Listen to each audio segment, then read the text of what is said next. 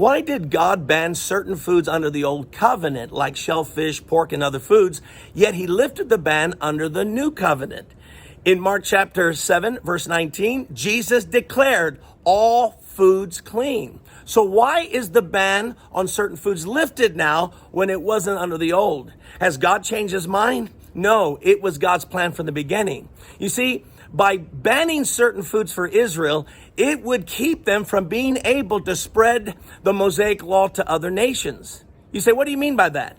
See, nations are willing to adopt better religions than their own, but they will not give up their eating habits.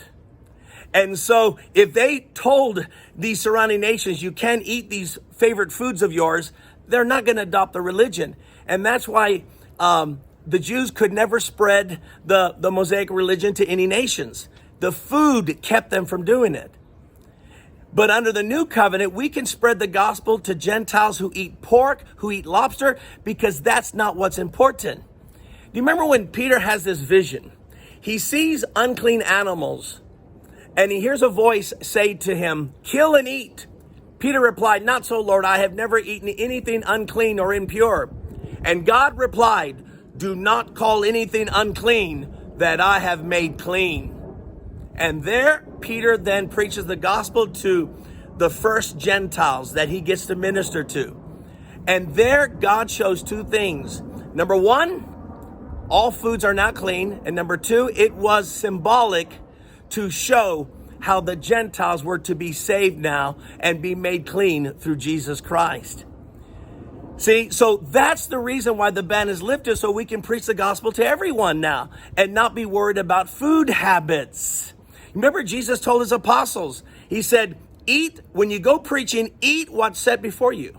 What does that mean, eat what's set before you? As Jews, he's saying, if you reach someone who's having pork chops, eat the pork chops, because food is now clean, because your job is to reach those that you declared unclean to be clean.